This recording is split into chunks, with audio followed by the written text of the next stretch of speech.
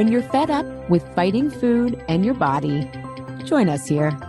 I'm Ali Shapiro, creator of the Truce with Food program and your host for Insatiable, where we explore the hidden aspects of fighting our food, our weight, and our bodies, and dive deep into nutrition science and true whole health.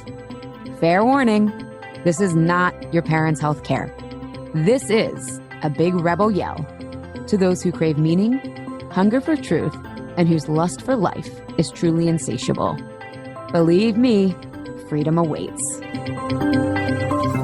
Have you ever had a colleague, family member, or friend who smoked and was agitated close to their smoke break, or if they otherwise couldn't grab a cigarette?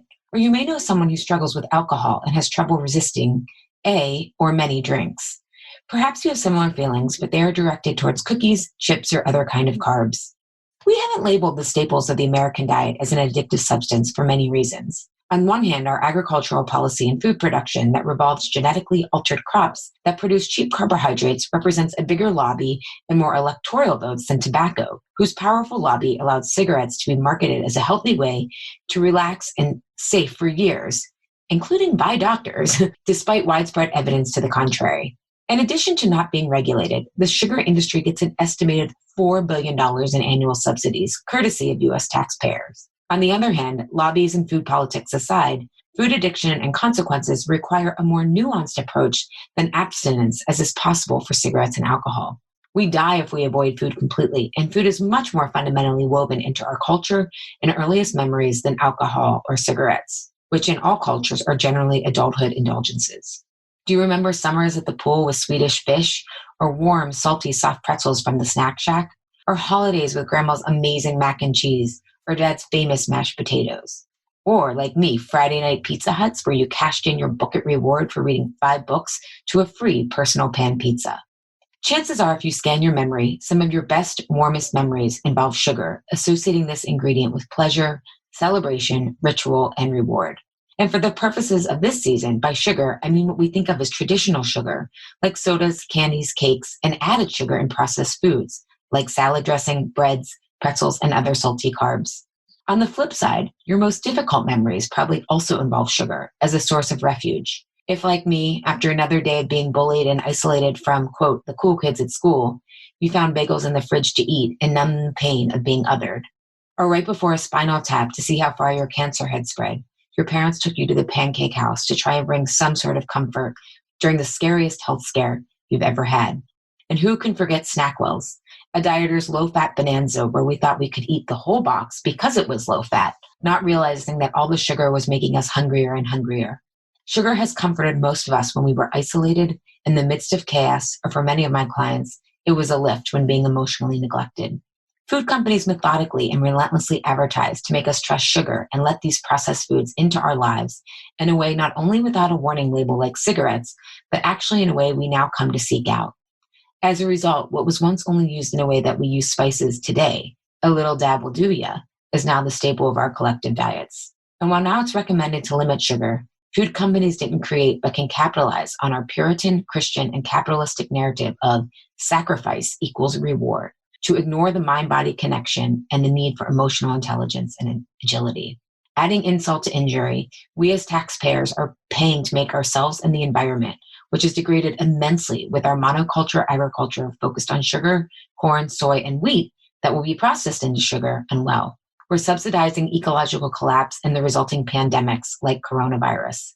The decline of our personal and environmental bodies has led to an overtaxed healthcare system that was never designed for the chronic diseases, which in large part driven by our food supply and its consequences.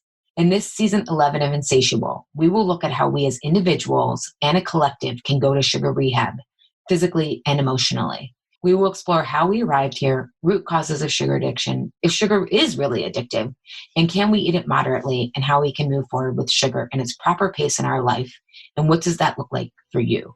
Without further ado, let's enter sugar rehab together.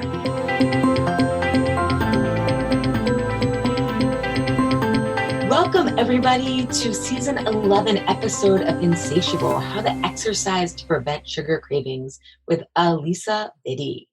We have so many beliefs about working out, and these beliefs come from stories that our body is a machine. And because this story dominates often, we also don't hear the story of the miracle and ebb and flow of women's bodies and how our hormonal dance influences how we work out, eat, parent, and work. To help tell us a more exciting and untold story, we have Alisa here on the show today, who's a repeat guest because she's amazing, to educate, inspire, and fill in some major missing holes to how we understand our female bodies, zeroing in on the connection between how we exercise and our sugar cravings. Here is a brief bio of Alisa. She is the author of the new book, In the Flow, which I've recommended to so many clients and my own insatiable community. In the Flow, unlock your hormonal advantage and revolutionize your life. Alisa is a women's hormone and functional nutrition expert and pioneer in female biohacking.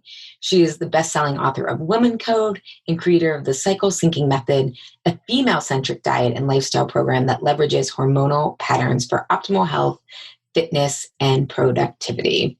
Thank you so much for being here today, Alisa. I am so happy to be here. Thank you for having me. So I want to open up with what I just love about your book is the feminine, all your books is the feminine enlightenment. Let's put it this way. But you talk about being in school and learning, and I'm not going to quote the exact passage, but you quote in the book, In the Flow, you learn that the testes are this powerhouse of efficient production, and they produce, 200 to 300 million spermatozoa daily, and how the men's reproductive system is just kind of glorified. And then you read this kind of wah, wah, wah, after the development and release of one egg from the ovary, the female reproductive process is twofold. If we don't get pregnant, then the lining shed and is lost and the cycle begins again. And you talk about how what you wanted to read was, and I'm going to just quote a little bit of it. I love this. The female reproductive system is the crowning achievement of human evolution and reproduction. Efficient and highly adaptable, 7 hormones work in symphonic relationship to cause 4 highly refined processes to take place in a given monthly cycle. When conception does occur, the process of gestation is absolutely breathtaking. You go on and on, how the process of labor and delivery, one that seems to pose extreme physical danger, is the peak example of how women's bodies transform into a channel of power to safely deliver the baby and preserve themselves. And so can we just open up with that? I just love that perspective and why we don't hear that. Yeah, it's so funny. Because of my upbringing, and which was simply that I received no negative, nothing. I was not given any conversation about menstruation or it being a curse or body stuff or anything about sex. I came to all of these things really in this innocent and neutral kind of way.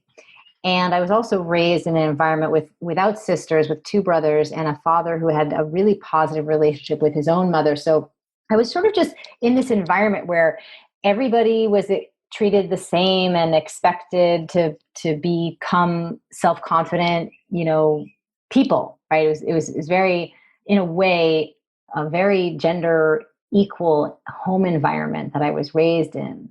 By no means perfect, but there were a lot of good things about that from my point of view now, especially later on in my adult years, looking back on that. And one of the things that it created was this effect whenever I would encounter the cultural narrative.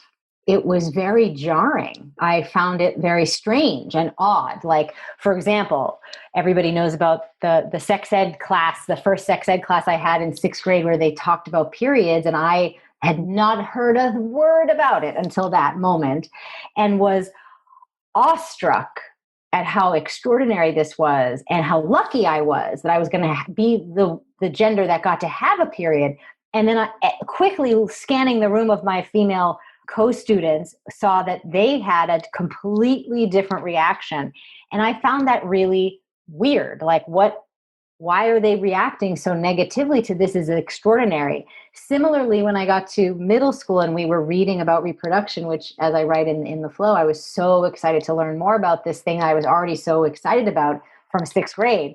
When I read the language about the sperm production and the testes, I was like, okay, great. Yep. Awesome. Human body is awesome. Great. I had no that felt right, that it was so, the language had a lot of pride in it and, like excitement about its capacity. And then I got to the female part and it was so the opposite. It was so laden with this sense of like failure if you don't reproduce, and so much waste. Like, oh, the sperm the testes are efficient, constantly in production, but the uterus, it's not very efficient because if there's no baby in there, then it's just wasting time and wasting blood. And, I was like, what? My whole reaction to that was, who wrote this? This is wrong. They got this wrong. My instinct was that I couldn't accept it the way that it was presented because I had a completely different experience of things, even at such a young age, that like it couldn't be true that it was this sad thing that was being described. And it turns out it's not, quite the opposite. But that stuck with me of like, and it's only continued as I've gone through life to see that, for example, even just with sex and sexual pleasure and women having agency over their own orgasm, most women, we've adopted a cultural narrative that like there's something to avoid, quote unquote, down there, it's dirty or it's somebody else has to do it or whatever. We have these negative associations with it. And I remember the first time I encountered that with my high school friend who had just had sex for the first time with her boyfriend. I think it was senior year. They had been together for 2 years. And I was like, tell me how it was, because I didn't have a boyfriend and I wasn't yet sexually active. And so I wanted to know, because I was so fascinated by this whole reproductive system. I was like, how was it? How many orgasms did you have? Congratulations. And she was like, yeah, it was fine. And I was like, well, didn't you help him know what to do? And she's like, what are you talking about? I was like, well, didn't you tell him what to do? Did you do it yourself? So, while he was doing whatever else he was doing, you were making sure you had an orgasm. And she's like, no, that's dirty. And I literally had no point of reference for what she meant by dirty, again, because of my upbringing. And I was left to my own innocent self-discovery. And I said, oh, well, just take a shower first. That's no big deal. I could not understand what she meant was that was somehow bad, and I said, and she was like, no, obviously I showered. And I was like, well, then what do you mean? She's like, that's gross. And I was like, what? Huh? I the same exact reaction I had to watching my friends in 6th grade being like, oh no, the curse is here, and not understanding why they felt that way. The same reaction I had when I read the material in junior high of like, somebody was like drunk when they wrote this. This is not accurate. And then it's the same reaction I had senior year of high school. My good friend had sex for the first time and told me that touching her clitoris was dirty. I was like, is everybody crazy? What is happening? And so, yeah, every time I confront the cultural narrative, which spouts toxic mythology about women, women's bodies, women's metabolism. Today, we're going to talk a lot about your metabolism. For example, the toxic mythology about your metabolism is that it's slower compared to men, which is not true.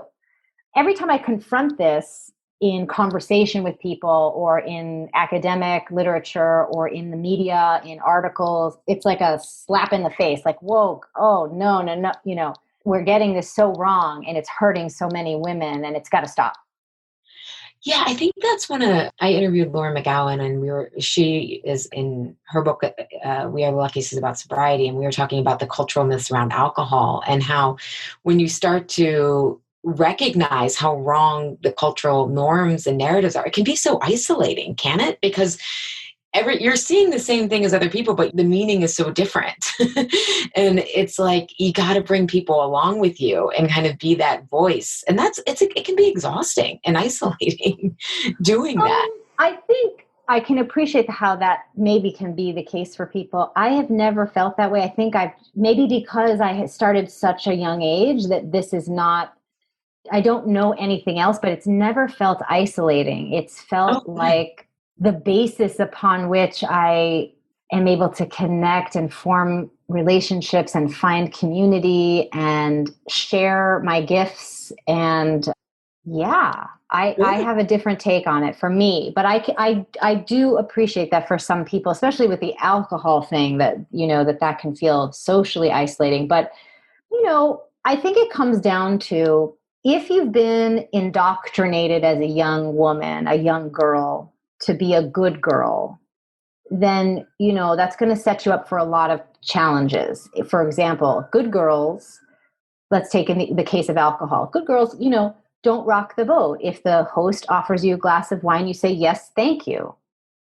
Right? That's being a good girl. And so if you want to not drink, the part of you that's been conditioned for decades to be a good girl is going to pretty much win. Right? And you're going to say, yes, okay, thank you, and feel the peer pressure and that you should somehow subvert your needs and desires to make other people happy because you've been conditioned to be a people pleaser. I was fortunate enough not to get that conditioning heavily at home. Certainly you get it in the environment around you. So I don't mind being disruptive. I don't find that that's actually a real problem. So I don't mind doing things that are supposedly disruptive, like saying, no, I don't drink, because I don't, right? Yeah. Oh, okay. And I go to parties and people are like, oh, you want something to drink? I'm like, no, I don't drink. Oh, okay. Can you get me this instead? Like water with some lemon in it or something. Oh yeah, sure. Cool. Okay. Like it's not a thing for me. It's not a thing for them. Or I don't mind standing up for myself. I wasn't a good girl, for example, in the doctor's office after I helped her diagnose me with PCOS. And she said, okay, now you have to do this, take this medication, da, da, da, da, da. And I questioned her. I said, why would I take medication for a disorder when it will not cure the disorder? And she literally blinked and looked at me like, what? Huh? She was first a little like shocked that I questioned her authority and her game plan, but then she also was listening to the question and like, yeah, why would you take medication that isn't going to get you any better? She got tongue-tied for a minute. And I said, here's what I'm going to do instead. And I'm 21 saying that to an adult physician. So it's important that you identify these ways in which you've been conditioned, because it affects your behavior and your sense of the ability to do what it is that you need to do for yourself, right? If you've been made to feel so afraid that you will not be loved unless you do what is expected of you, then yeah, that's a tough like line to toe. Always. That's an exhausting burden. And then doing anything you want, therefore, immediately feels isolating, but it need not feel that way at all. In fact, it shouldn't be. It should be that you do you, and the environment of our relationship is one that is inclusive, meaning if you don't drink and I do, and we're in a healthy relationship, then we can include both realities to coexist simultaneously without judgment or guilt or shame or whatever. Yeah. But if you're in dysfunctional relationships, and that can be family dynamics or societal dynamics, that can feel scary. And it's also true that the world is not inclusive fully yet of women's reality.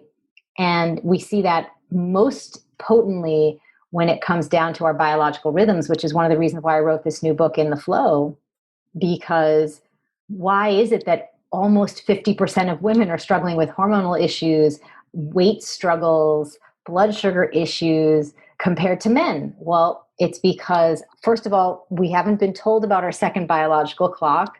It's called the infradian rhythm, INFRADIAN.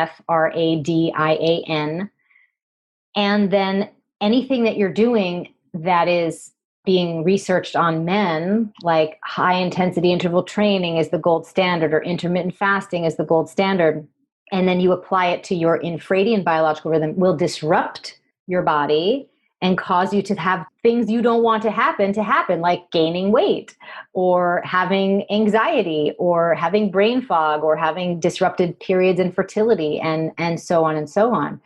And so we need a culture in the wellness conversation, in the fitness conversation, in the medical conversation, in the corporate conversation that starts to become way more inclusive of the female biological reality. Because facts are facts. You can have opinions about whether or not you like things to be inclusive or not, and I hope that you want them to be inclusive, but the facts are male hormonal biology follows a circadian pattern, and therefore they have optimal timing to do workouts at a certain time of the day, to do deep work at work at a certain time of the day, to socialize at a certain time of the day. And it literally is rinse and repeat every 24 hours. That's a fact.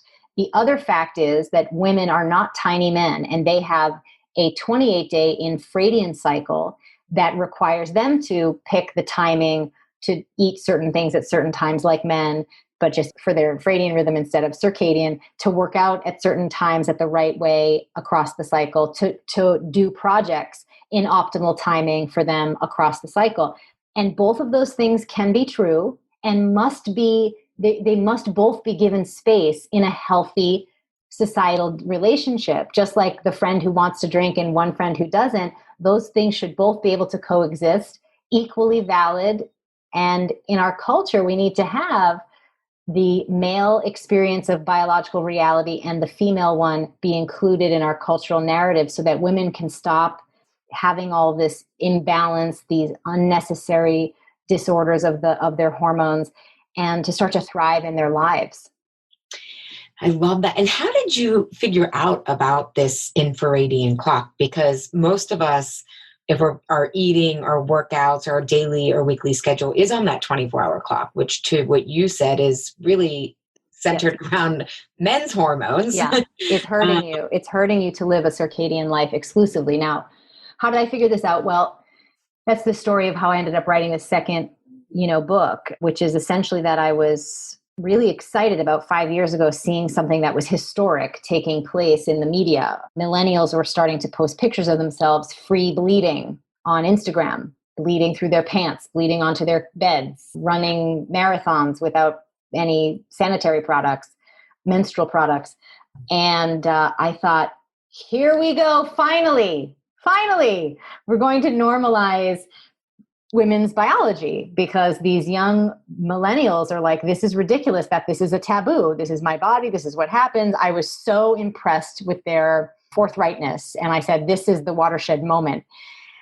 And I was very encouraged that the media, wellness outlets specifically, really picked up on a lot of stories about normalizing menstruation. In fact, for 2 or 3 years in a row, menstrual normalizing was a trend, an annual trend as dictated by these annual forecasts that both Well and Good and Mind Body Green did. And I was featured in them. And I was so excited to see that we were finally having this historic, meaning never before in all of recorded human history has there been ever any mass media conversation about menstruation in a positive way, ever. So I thought, perfect. Now there's content, more universal access via the internet by women all around this beautiful planet will equal more healthy women. The plague of women suffering unnecessarily with their health, with their weight, with their periods can finally end. And what I saw instead over those 5 years where I was tracking this trend was that, in fact, no, this was not happening at all. Women were getting sick still, and up to the tune of 47% of women suffering from hormonal issues. And when you compare it with the male cohort, it's like there's no comparison. Women are way sicker with hormonal imbalances than men. And I started asking the big question of what is going on? Why is this happening? Why is this the case? Because I'm a systems thinker and I like to get to the root cause of things, just as my nature. And what I found were 2 key things. The first thing that I found was that women were being left out of medical, fitness, and nutrition research. And that's really important because, for example, when you go and get general anesthesia, that dosage is titrated with an assumption that you are a tiny male. It's not that it's been specifically researched and documented and there have been females included in those human clinical trials. Right. And that's scary.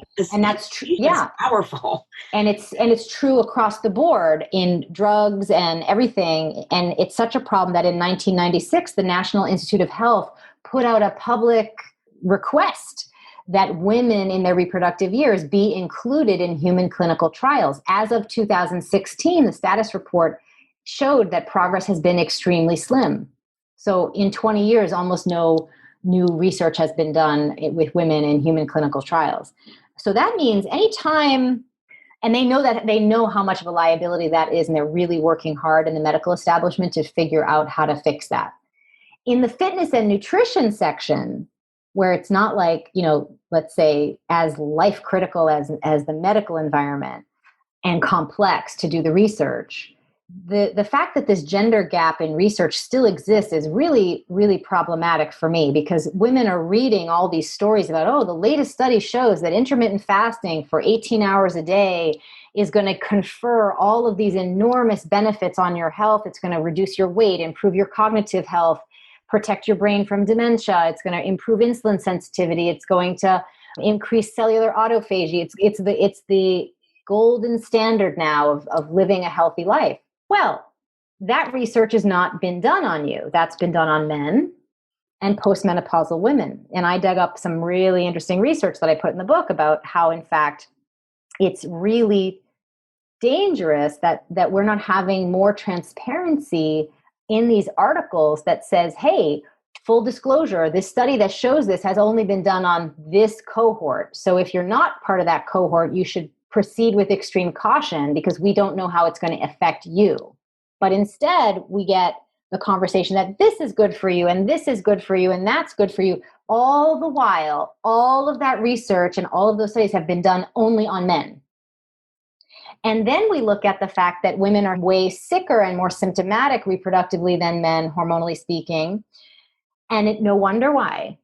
They're reading all these articles, trying all these detoxes and workout programs and diets, and without realizing it, they're disrupting their biological rhythm at a profound level and having not just symptoms in the area that they were hoping to improve, let's say like weight loss, but then they actually have a whole new set of symptoms they didn't have before, like disrupted periods or things of that nature. And it's really, really upsetting to see that we've been misled so much without having all of this information really clearly laid out. So that was the first thing. The second thing was that I uncovered the infradian rhythm.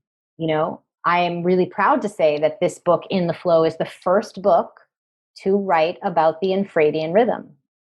And I've been doing lots of podcasts since the book came out at the end of January of this year, 2020. And I've been in conversations with medical doctors who have never heard of it before. And that's also a problem, because it just, again, we're studying the heck out of the circadian rhythm, because first of all, everyone has a circadian rhythm and it's extremely important. It affects multiple systems of your body. But women have this second biological rhythm that activates at puberty and deactivates at menopause, and it's called the infradian rhythm, and it affects 6 key systems of your body. It's equally important as the circadian rhythm for the decades that it's active. There's no research being done on it yet, and it's absolutely something that we have to factor in when we're thinking about how we have to work out, how we have to eat, because it affects your metabolism and its speed, which I'll break out in a minute. So that led me to want to write this new book to explain these challenges that are unique to women in this, with the gender gaps that exist in research. And what the net effect of that has done is disrupted all of our infradian rhythms so profoundly that we're having a multitude of system problems, right? From brain chemistry, cognitive performance, weight issues, metabolic issues, immunological issues, microbiome issues, stress response issues, and reproductive issues, right? And what we don't need is a fix for our metabolism and a fix for our reproductive system. What we actually need to do is start supporting this deep, deep root cause, which is supporting the infradian rhythm. And then all those systems start to work optimally, which, by the way, is exactly what the male biohackers are doing. They try to optimize that root support of the circadian rhythm, and things start to work much better, right? So this is new science. It's in the field of biology. This is called chronobiology. And like I said, it's a relatively young division within biology as a whole. But even within that, really right now, only the circadian rhythm has been studied at length. And still, there's so much more research to do on that rhythm alone. But the infradian rhythm, it's a whole new green space of research that could be done that would benefit, half the population, and must be done.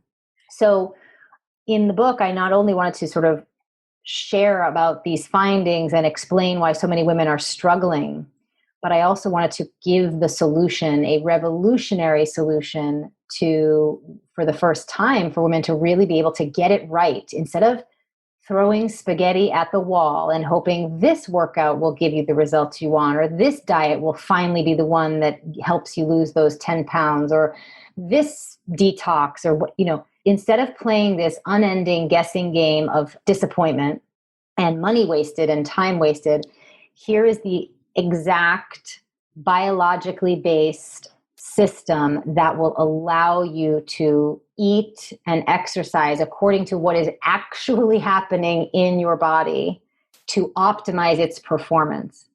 And this is not just an academic thing for me. The proof is in the pudding. I've been able to maintain, for example, a 60-pound weight loss for 20 years and a pregnancy where I gained like 40 pounds and lose that as well, because I know how your metabolism works and I know how to work with it. And it's so much easier than you have been told it is. I love that. And so can you tell us a little bit about that, about how this infradian rhythm affects how we work out, how it impacts sugar cravings, and what's going on with your metabolism? So this method that I'm about to tell you about, this solution that I created, is called the cycle syncing method. And the 3 pillars of it are that you change what you're eating essentially once a week. So you have 4 different food patterns.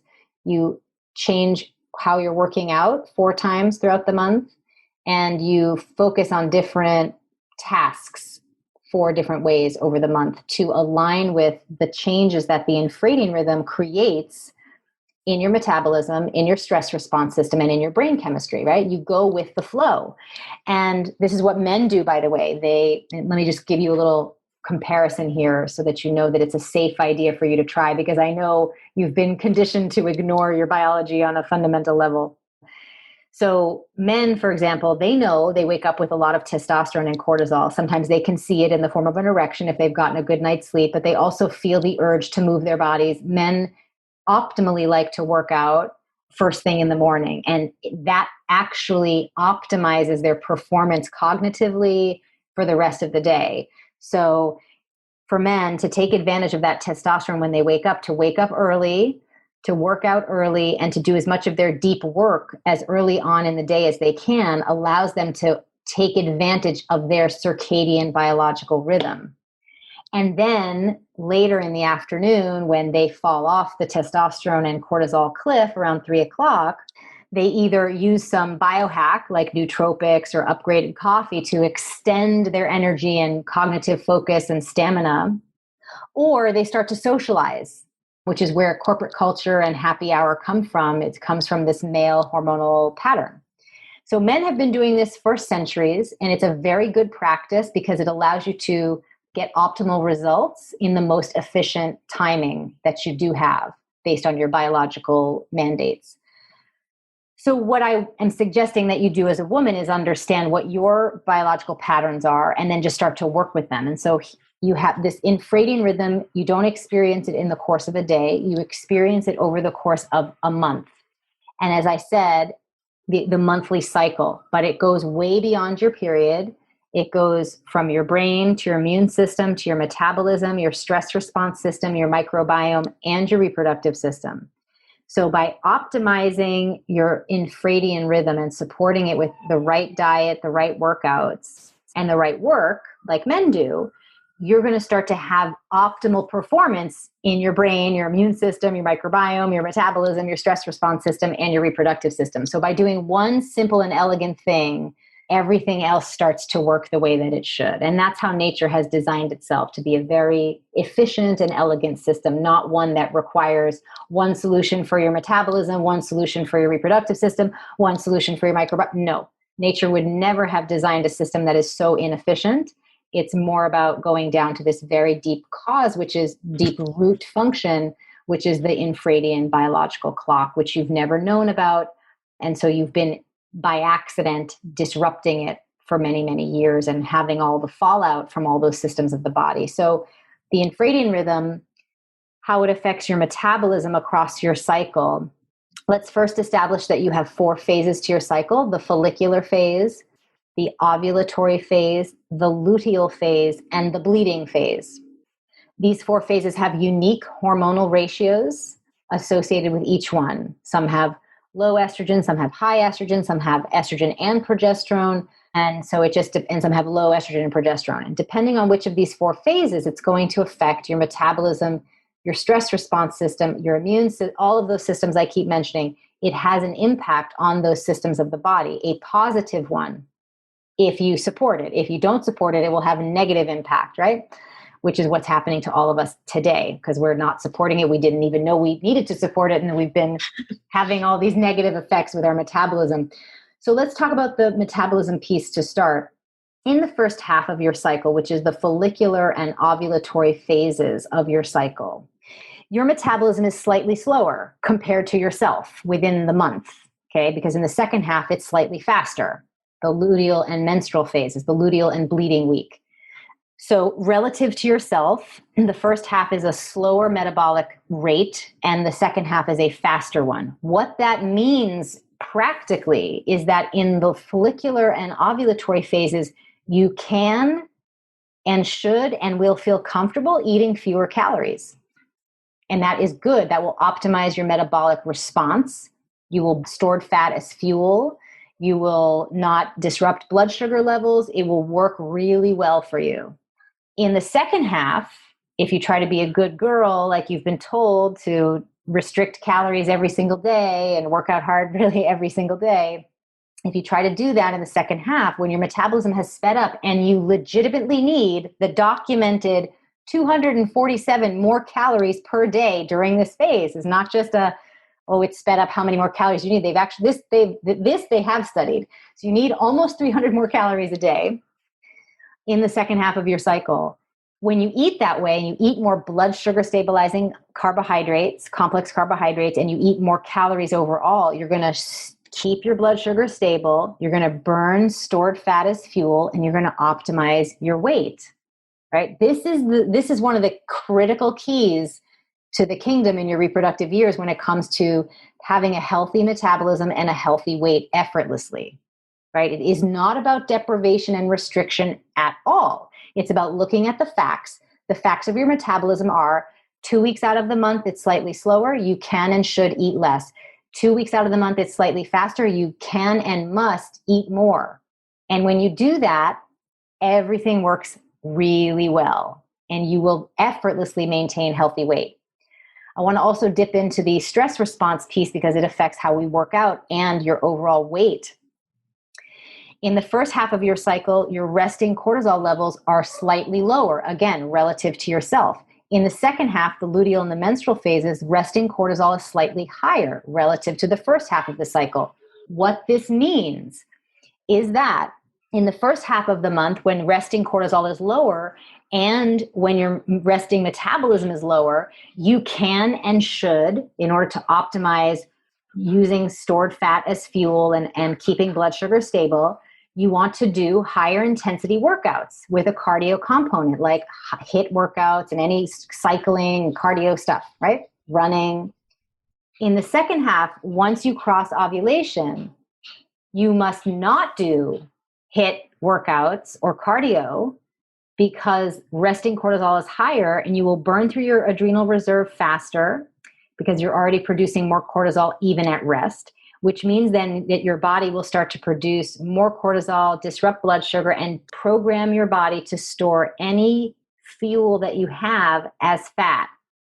Not to mention, if you do HIIT workouts or high intense cardio workouts in the second half, you're going to turn on muscle wasting as well as turning on that fat storage that I just described.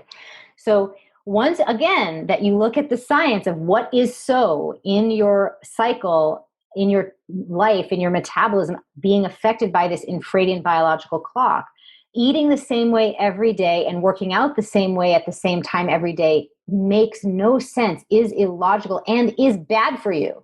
It's really good for guys because they, again, are on that rinse and repeat 24-hour clock. You are not.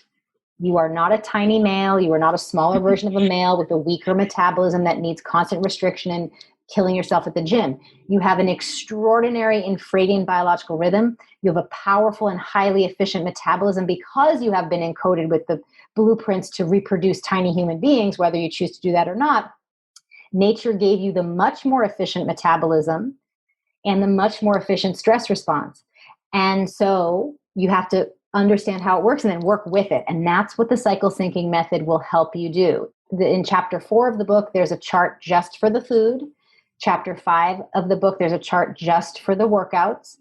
And then in chapter 6, what's really revolutionary is that you're going to get access to the world's first time management system that includes both your infradian rhythm and your circadian rhythm, because when you're planning your day and your week and your month, you have to factor both in for your optimal health, but also your optimal productivity. Again, men are doing this every day. That's what corporate culture, why it looks the way it looks, early morning meetings and late afternoon happy hours, because that syncs with male hormonal patterns.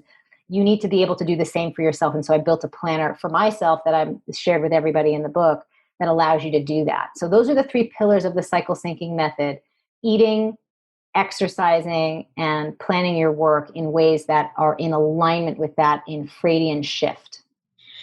I love that. I'm thinking about how I remember being at a bachelorette party with the woman whose party it was. She was a trainer, and it was mostly all trainers and me. And I was always thinking like, oh, they have so much energy. And I was amazed at how they were all like pounding caffeine, right? Like all the time. And it makes me think about how if we look to trainers or these people who tend to do the same workouts all the time, we don't know what they're doing when they're not on Instagram or not in class, right? In terms of having to compensate for doing the same hard workout all the time. And that catches up with you, right? Because then you are over caffeinating, or you're overriding exhaustion, which often then leads to eating sugar, or you beat yourself up if you couldn't push yourself as much, in class every day the same way. And so I'm thinking of the downstream effects of not paying attention to this in terms of then the other choices that compound this even more. But I was just thinking like, wow, that's probably why trainers have so much energy. It's the over-caffeination to make up for always working out so hard and so much. Yeah, I mean, I think it's really challenging for the fitness conversation. For example, when you go into a class, at a group fitness class, they're always an hour, and that's not always appropriate for you. Right? Especially if you're near the second half of your cycle, you need to be able to stop working out after about 30 minutes. So it'd be much more powerful for all of us to be on the same page, especially in the fitness environment. Men tailor their workouts. Do you notice that it's like there are less men in group fitness classes and more women, right? It's so interesting. Men are just default set to tailor the things that work for them individually. And women, we're taught to do what we're being told to do and not individuate. And so you see that playing out in the gym, like, oh, everybody's doing the same workout. Well, that's not appropriate, right? Because let's just pick any 4 women in the class. You're each going to be in a different phase of your cycle. And if you're all doing the same workout, you're each going to get really different effects on your biochemistry. If, let's say, 2 of you are in the follicular and the ovulatory phases and you're doing a kickboxing class, you're going to walk out of that class feeling like an amazing human being who crushed her workout. You're going to feel energized, and you're going to have built some really awesome lean muscle and burned a lot of fat. If you are in that class and you're the other 2 women, one's in her luteal phase, one's in her bleeding week, you're going to walk out of that class so drained, blood sugar destabilized, hypoglycemic, right? Which may take you hours to recover from, or a whole day. You're going to feel depressed and anxious because of all the destabilization with your blood sugar and your cortisol. And you're going to have lost lean muscle and gained fat. It is illogical that we're doing the same stuff at the same time. You have to be aware of your biological rhythms in order to optimize your outcomes. This is what female biohacking looks like. It's not the same as male biohacking. Male biohacking is essentially coming down to, my take on it, and of course there are many nuances, and I respect all the exciting research and innovation that's coming out of this new industry of biohacking. But if I had to put it into a nutshell, male biohacking is really about how do we extend cognitive focus and physical stamina beyond that 3 p.m. biological cliff when testosterone and cortisol really decrease massively in blood serum concentration. And you see that with upgraded coffee, you see it with timing your work throughout the day, you see it with timing workouts, you see it with nootropics, you see it with using different extreme things like cryotherapy and heat saunas and all of this stuff, right? Female biohacking does not need to factor in this energy cliff. What we need to factor in is our infradian rhythm and simply just take care of it because you have this really extraordinary biological system that nature gave you.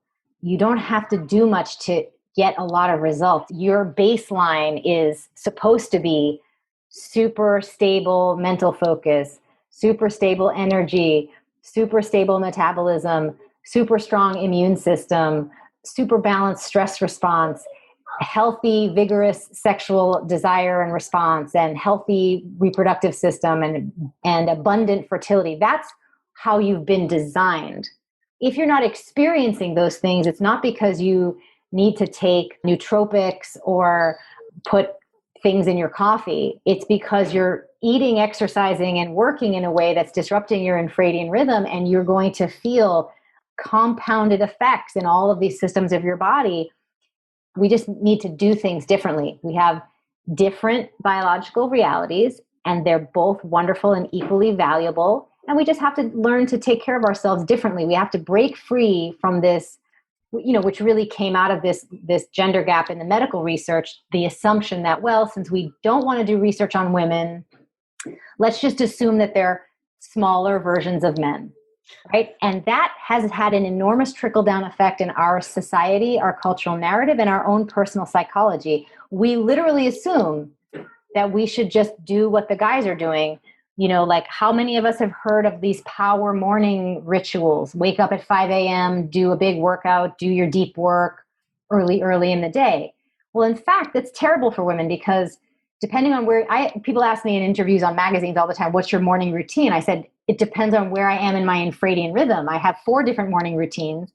And every day, compared to my husband, I need 20 minutes more of sleep because I, as a female, have a much more complex brain than he does as a male. And I need the extra sleep to finish the self-cleaning process.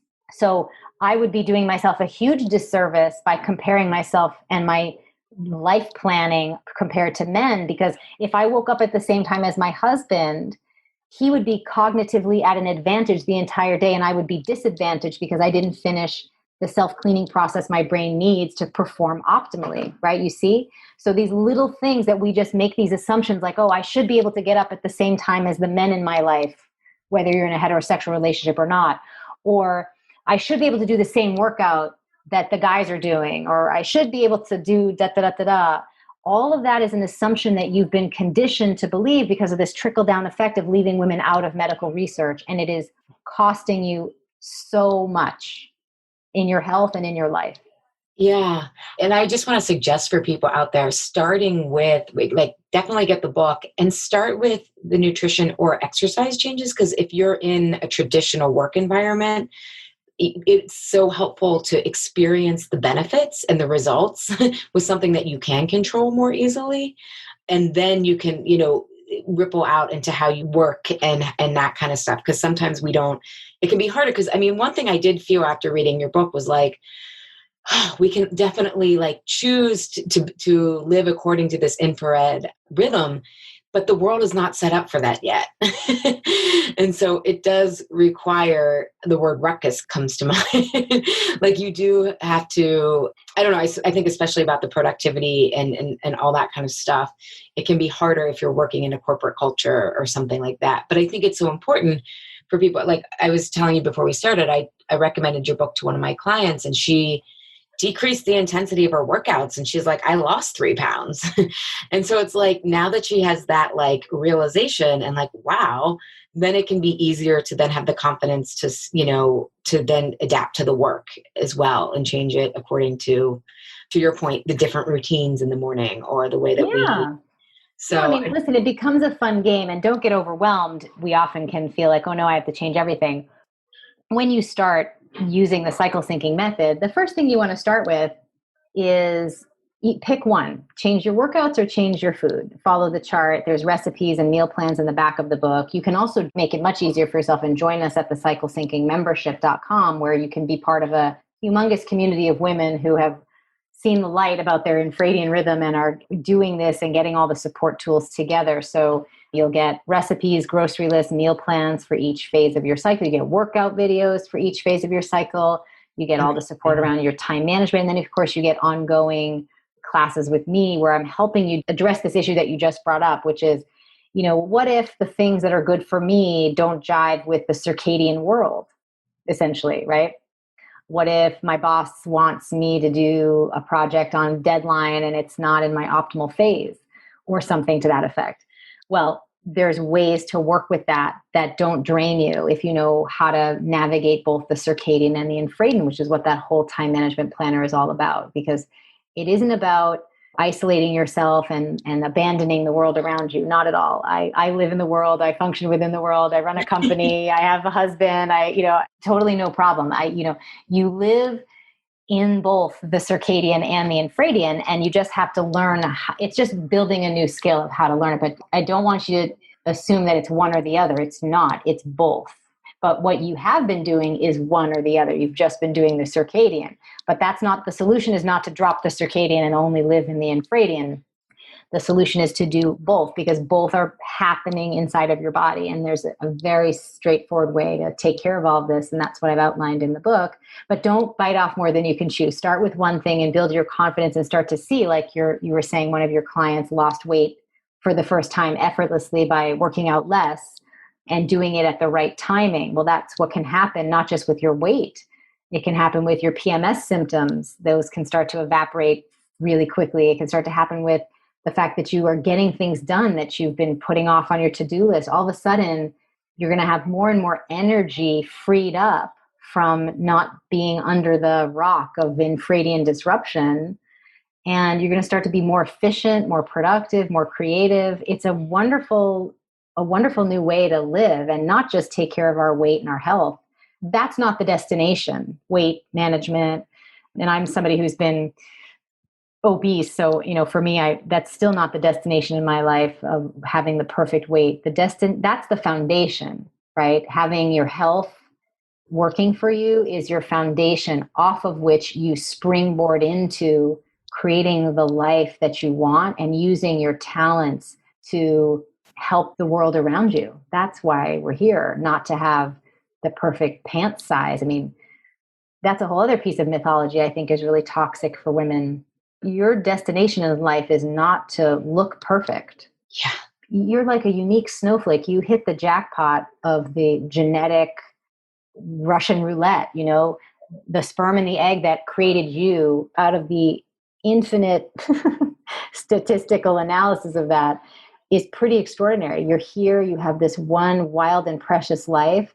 You want to take care of your body in a way that's efficient so that you can then use all of that life force energy to use your talents that are unique to you in whatever way makes sense, because that will have such a positive impact on the world. And I'm really convinced that if we had all women firing on all cylinders, the world would be transformed. Yeah, especially because I think about, and in ways of, and especially when you talk about firing on all cylinders, that also means we would value rest. And, you talk about your menstrual week, do napping instead of working out. And I love how you talk in the book about, like, we expect to feel the same way every day, and we think we should be in this perpetual harvest. Yeah. That really resonated with me. And it's like, it's not about going, productivity.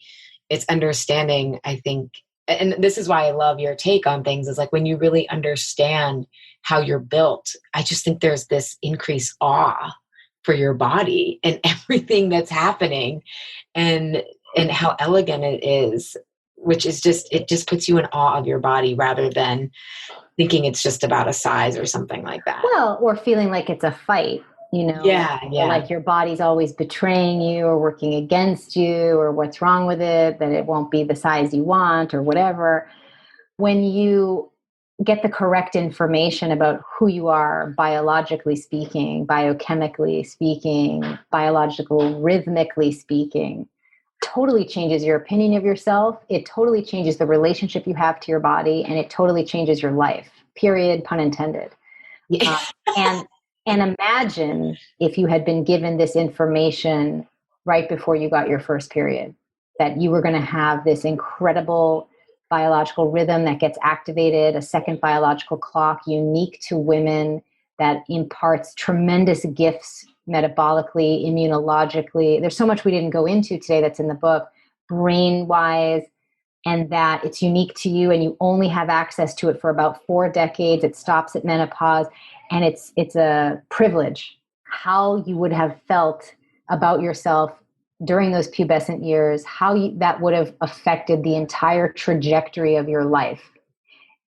Whatever that feeling is you're feeling right now as I speak those words, that feeling is the pain of the opportunity cost of not having had this information at the correct time. And I hope, and I bring these difficult things up not to rant and rave, but because I hope that it gives you the passion, some of the passion that I feel, so that you start to make these changes for yourself. Because I know what it was like when I was struggling with my PCOS. And for that whole decade from 12 to 22, not having the correct information, not having the correct plan, that decade I cannot get that time back, right? That precious decade. And I don't know how many decades it's been for you or how much time it's been for you, but I know that journey, that it's a little unfortunate that we've all had to go through this, but it makes getting it, reclaiming it for yourself so much sweeter. Yeah, totally. And I do want to mention that in the book, you even talk about how to adapt this to perimenopause, post-pregnancy, and even menopause, right? When you start to understand your hormones, even if you're not bleeding, but menopause is a powerful passage rather than the cultural narrative of like, you're done. There's always still time too, I think, I mean, the book is almost 400 pages, so there's a lot in the book. And I flew through it. It was so fascinating. Like, it was just like, oh my God.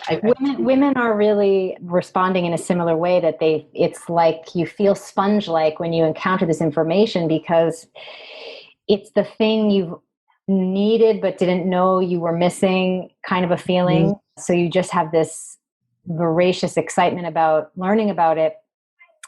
And I don't shy away from being technical in the book and scientifically accurate. I know I've had some feedback about, you're too academic and women are not going to like that. I'm like, no. Women are hungry for that. They want the academic stuff. Of course, it wasn't women who were saying that to me. Anyway, oh God. So I go into that. I go into in the book as well, what if your period is dysfunctional? What if you have PCOS? What if you have missing periods? What if you have amenorrhea?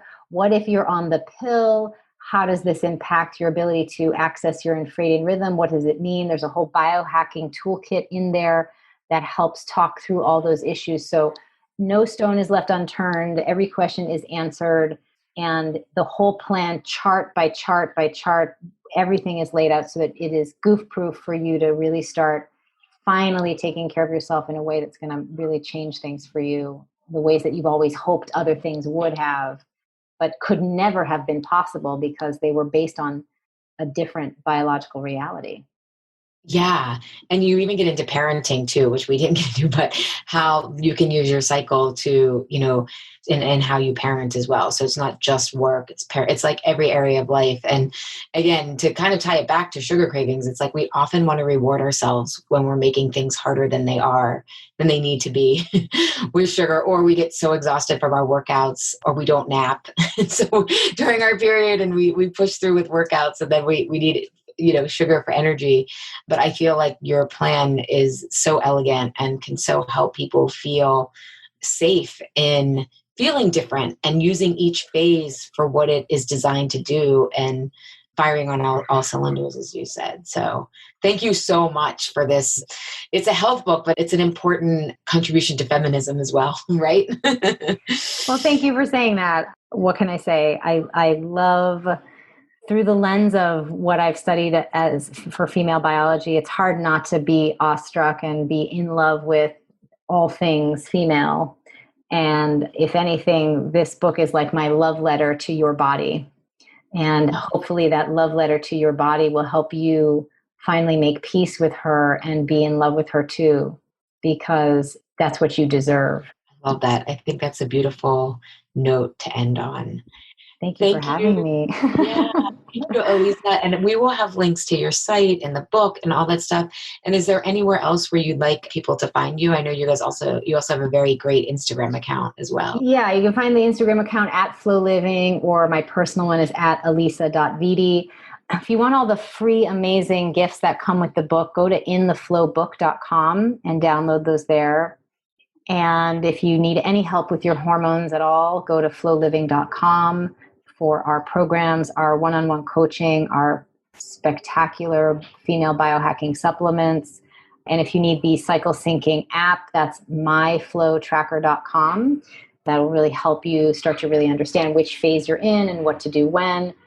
And like I said earlier, if you want to join us and all the other cycle syncers, come to the cyclesyncingmembership.com. I love that. I love that. Thank you so much, Alisa.